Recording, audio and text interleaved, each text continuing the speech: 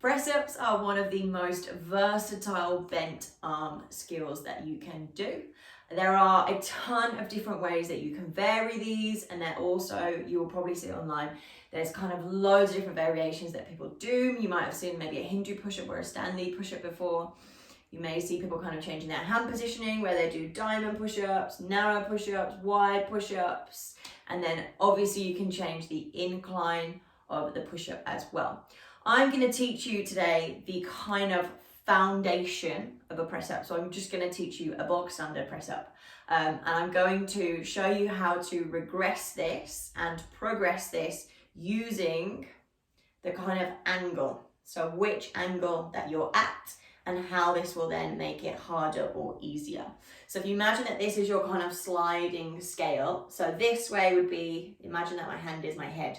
So this way, if you're standing upright, this would be the easiest version because you have less weight in your upper body, so it's less weight to push back up. And then if you imagine it's like a sliding scale, you can do them here, where you go slightly lower. You then can obviously do them on the floor, where you see them in a tabletop or a plank.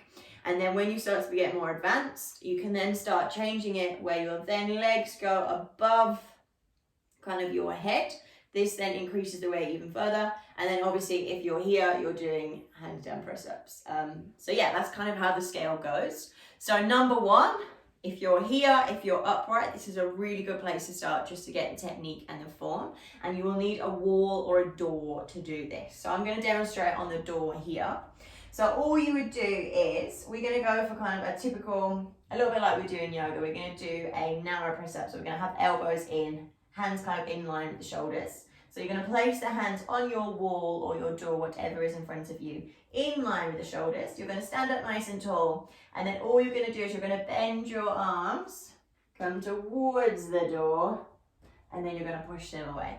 And you can just kind of get used to this movement pattern. Obviously, we don't want any kind of sinking bellies. We don't want any bums sticking out. So you really want to maintain this nice, tight center line. And you can just go in and out. And another thing to note is you kind of want the hands to be in line with the shoulders. So you don't want them up here. Don't want them too low either. And you can just do reps of these just to get used to this movement pattern, especially if you're not used to doing any kind of upper body strength training or anything where you bear weight in the arms. So this is going to be my number one. Start, if you're completely new, start with this version. Okay, so if you think about our sliding scales, we've been upright, so we're now going to go that little bit further. So we're going to kind of go to that 45-degree angle now. So when you get good at the wall, when you get comfortable with that, we can take it a little bit lower. So all you would need now is kind of a chair, maybe a table, something that bridges that gap between standing upright and then going down to kind of a plank or a tabletop on the floor. So exactly the same thing. The hands want to go on whatever you're using in line with the shoulders. We don't want them too narrow, don't want them too wide. And then all you're going to do is you're going to step the feet back until you create this beautiful straight line. So you don't want the feet too close so that the bum then kind of sticks up as you go down. So you do want to kind of set them back further than you probably think you need to. Again, we want to keep that beautiful straight line here. So we don't want any kind of, again, belly sinking down. We don't want any bums sticking out in the air either. So you want to gently hug the belly button up, squeeze the glutes slightly. And now, because we've changed the angle, we have to shift forwards and backwards as we do this. So what you're going to do is you're going to slowly lean forwards, and then we start bending the arms. We hug them in, we keep that beautiful straight line. And then as we push back up, we're going to go back slightly. So we're back in that starting position. And this would be your press up if you are using a chair or a table. So just to make this clear, a press up goes forwards in space as you go down. And then it goes backwards in space as you go up. If you go directly down, this will happen. And you then break the straight line of your body. The bum kind of sticks in the air a little bit. And it kind of, it's just a form thing. It's a technique thing. So yeah, press ups move forwards and backwards in space. And this is now going to be the case for every single press up variation from here onwards. So there you go.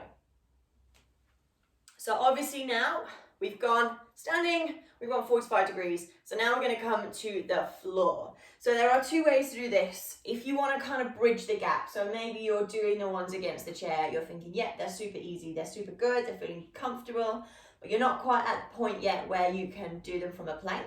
You obviously can do your press up with your knees on the floor in a tabletop. So exactly the same rules apply as on the chair. So you want to keep this beautiful straight line in the body. So hug the belly button up, squeeze the glutes just a little bit. And again, this moves forwards and backwards in space. So you want to come forwards first, then start bending the arms, but keep going forwards. And then as we push back up, we push up and back to the starting point. Because again, you get a better demonstration here. If you just go directly down, this happens. So you have to go forwards to make space. So obviously this would be your press up in a tabletop. If then you want to make it a little bit harder, obviously we've then got our really traditional press up. So our press up from the plank, like so. Again, the exact same things apply here. So you want to stay in that straight line. You don't move forwards and backwards as much. And that's purely just because the feet are now kind of further enough back that you do have a little bit more space here. So it's just kind of body positioning. But yeah, this is your press up then on the floor. Okay, so for those of you that are then starting to get a little bit more advanced with this, maybe you're able to comfortably do press ups on the floor and you want to take it a little bit lower. So then we kind of, when we were here, so now we're going to go on our sliding scale to about here. So for this, you would then want to raise your feet onto something. So I'm just going to place my feet on the sofa here. And I'm going to find an L shape with my body. So I want my hips to be stacked on top of my hands, and then my feet are just going to come out and rest. So exactly the same principle. Press up moves forwards and backwards. You have to move slightly further forwards in this variation just because of the body positioning. So exactly the same thing. We lean forward slightly, and then we bend the arms. We really hug the elbows in. We maybe tap the head to the floor, and then we come back up again. Obviously, this is advanced, so only do this if you feel ready for it, because you don't want to go crashing down onto your head. Another thing that I commonly see with this is that the body position goes. So a lot of people get to the bottom, and then they're like, ah, to come back up. The bum sticks out, they get this huge banana. And so if that's you, I would work on isometric holds at the bottom of your push-up in a plank. So just get to the bottom, hold it here with good form, good tension, and kind of prep your body to be able to hold tension in these kind of positions so that you've got that then to use when you start going a little bit more advanced with further press up thingies with further press up progressions. So there you go, that's this one variation. Okay, so then the hardest version of a press up that you can do is a handstand press up. If you want to learn this, if you're at this point, send me a message, because I can't teach you this on a Facebook video. It needs personal training. So yeah, shoot me a message. But there you go, this handstand push up. Enjoy. Okay, so then. So obviously we want to make sure that we're balancing out all our pushing with some pulling. So I'm now going to demonstrate some row variations, and I'm just going to show you different ways that you can do this depending on what equipment you have. So number one, if you have a mini band, this is the best way I found to do a row with one of these. So what you would do is you would come down into a lunge with back knee on the floor. The foot that's at the front, you take the mini band and you slide it around the foot. So you're kind of anchoring the mini band down with your foot. So from there, the hand, same hand as front leg, can go on the floor. If you find that you're excessively round as you do this, just grab a yoga block, ta-da! Or you can grab kind of a book or anything that you need to raise this hand up slightly so that you don't have to excessively round forwards, because we want to kind of keep the back up nice and tall, and we want to keep long in the spine as well. You would then hold onto the band with the opposite hand and then you can row from here. So all you would do is you would pull the band towards you, keep hugging that elbow in, and then gently bring it back down again. So if I just turn to the side so you can see this maybe a little bit more clearly. So you pull the band, hug the elbow in, bring it up, and then come back down. Try not to dip too much with this shoulder forward, so we don't want this kind of like situation. So stay tall, keep drawing this shoulder back, and you just want to pull. Keep hugging that elbow in. Really squeeze those shoulder blades together, and then come back down. And that is how you can do a row. Oh, I've got to stuck on my foot there. That is how you do a row with a mini band. So if you don't have one of these, maybe you have a resistance band that looks like this. Or maybe it looks a little bit like this. So if you have one of these, this is how you would do a row. So for this, you would sit down on your bottom. If you find sitting down on your bottom really uncomfortable, you find that you're rounding again, slide a block or a pillow underneath your bottom. Just raise yourself up a little bit so you can sit up nice and tall. The legs will come out in front of you, and then you just take the resistance band and just kind of loop it around the soles of your feet. So this isn't a hamstring stretch, so don't worry about having super straight legs. If you need to bend them, absolutely fine. And then all you do is you hold on to either side, the kind of two tails at either sides of the feet. You'd sit up nice and tall, and again, exactly the same action. So you just pull the band towards you, hug the elbows in, and then gently bring them back again. Again, we want to try and avoid this rounding. So you want to sit up nice and tall. Be mindful not to arch the lower back, but I personally like to slightly arch my upper back. So I really stick my chest out, and I just find that gives me a little bit more engagement from the back of the body. And this is your row if you have one of these resistance bands. Okay, so if you don't have any of that equipment, but you have a stick or a broom handle, there is a different way that you can do this. So this is personally how I like to practice my rows at home. It kind of mimics the movement pattern that I've been doing when I've been training at the gym the most. And I just like it because it's a lot more complex. So you work a lot more muscles in your body. There's a lot more skill involved in this one than just using the resistance band. So please, please, please use a wooden stick. Do not use a plastic stick or a plastic broom, because it will snap and you will fall on your back and it will not end well. So only do this if you have a solid wooden stick or a wooden broom. But basically what you would do is you would place the broom so that it rests on kind of two objects. So I've used two chairs. You want something that's quite solid that's going to hold the stick. You could use dining room chairs, but you may kind of ruin your dining room chairs, and also the stick, it's a little bit harder to balance the stick on top of them. So once you've got your setup, you would then come underneath your stick. So make sure the sofas are far enough apart that you can slide in between them. You want to lie directly underneath the stick, and you're going to hold on with an overhand grip.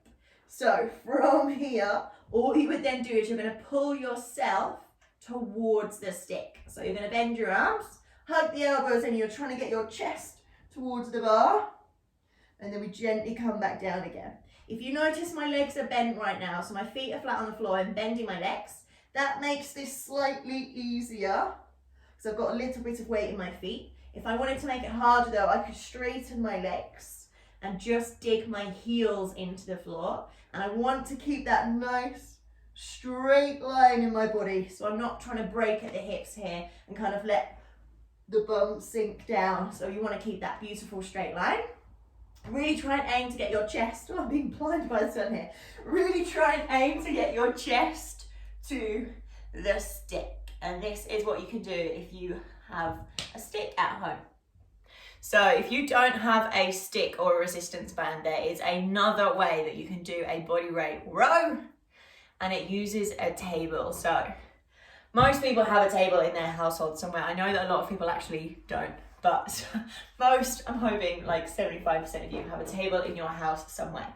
So it basically works exactly the same as the row with a stick, apart from instead of holding onto the stick, you're going to hold onto the table instead. So please make sure that your table is sturdy enough and that it's solid. It's not going to tip over on top of you if you start pulling on it, and that it's not going to break either. We don't want any kind of injuries with people trying to do this. So first of all, check your table. Is it stable enough? And then to actually do this, all you would do is you would slide underneath the table.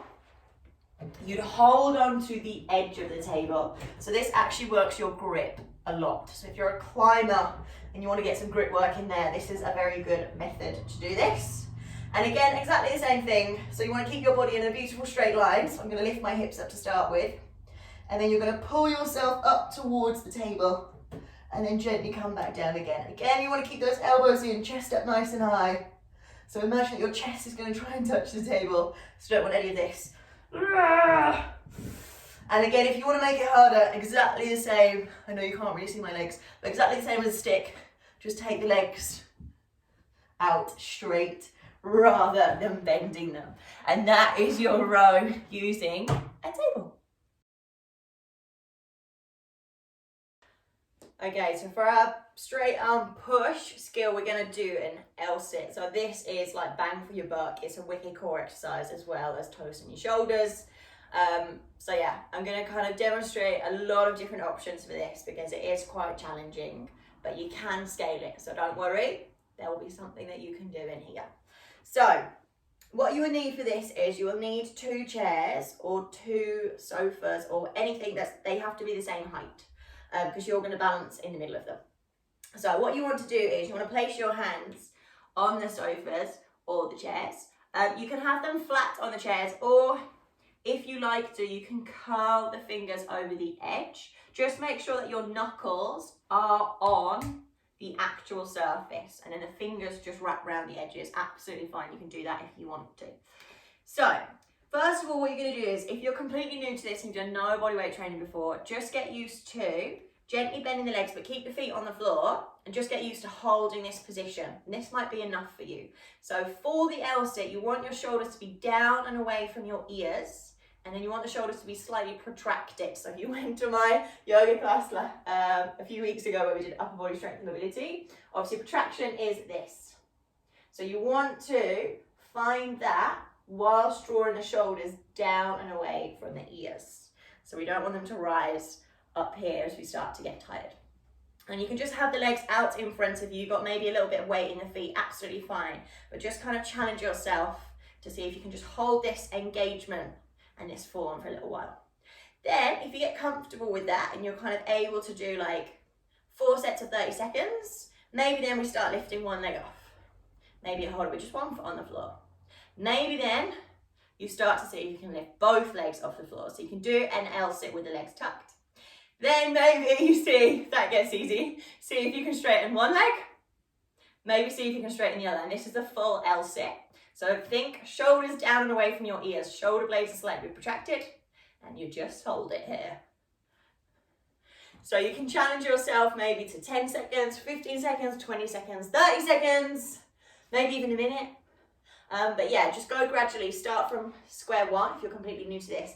Build it up. So do sets of maybe, I don't know, 10 seconds at the start. Slowly build it up so that you start then doing either longer holds, or when you get really comfortable with that, then change the level. So start lifting a leg off, start straightening them. See if you can straighten both legs. But that is your LSIT and your straight arm push. Okay, so now we have our straight arm pull, and I'm going to be deadly honest with you and say that this is something that I have personally really struggled to find an adaptation that works well for this at home. The reason is that I do a lot of my straight arm pulling on pull-up bars, so bars or rings, and I don't have a pull-up bar or a chin-up bar, so it's been a long 7 weeks with no chin-up bar.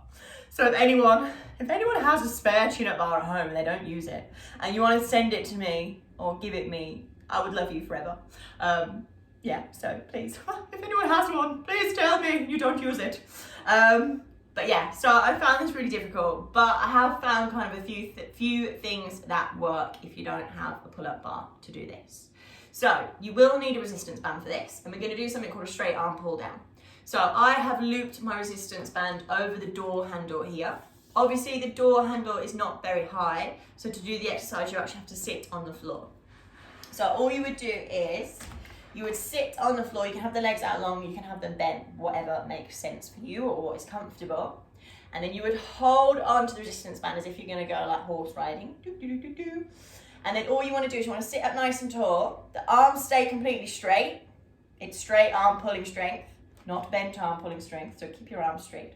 Keep the chest up nice and high, and all you're going to do is pull the band down towards your hips and then bring it back up again. And this is a straight arm pull down. And I've just found it's really nice. Just a nice, simple way to kind of get some straight arm pulling into your training to counteract all the straight arm pushing, which I obviously do a lot of because I do a lot of handstand training, which is straight arm pushing. So yeah, this is your option if you want to do a straight arm pull with resistance band. So there you go. So just to add on to the straight arm pulling work, obviously I said before, I've really struggled with finding something that works for this. But if you do have a pull-up bar or a chin-up bar or somewhere where you have maybe a good tree outside that you can hang off, something that's really good to do is called a scapular pull-up. So it essentially works on elevation of the shoulder blades and depression of the shoulder blades, but all you would do is you would get onto whatever you're going to hang on to, whatever your pull-up bar, chin-up bar is, you would hang on and then you do essentially scapular pulls. So you just go from depressing the shoulder blades to elevating them, and you essentially do like a shoulder shrug whilst hanging on a bar. And if you want to, you could do the shoulder shrugs. It's a really good mobility exercise. And then also you could just hold, you could just hang there and hold it. You want to be in active shoulders if you're going to do the hold. So you want to be in scapular depression. So you want to draw the shoulders down and away from the ears and just hold onto the bar like this and see how long you can hold it for. And you can do kind of endurance holds. So yeah, I apologise. Not the best demonstration in the world, but it's because I don't have the equipment to do it on. If you do have a chin-up bar that you don't use and you're not inspired to use it after I've just given you this exercise, please tell me. And if you want to give it to me, I would love you. But yeah, that is just another exercise that you can do for your straight arm pulling work if you have that equipment available. So there you go.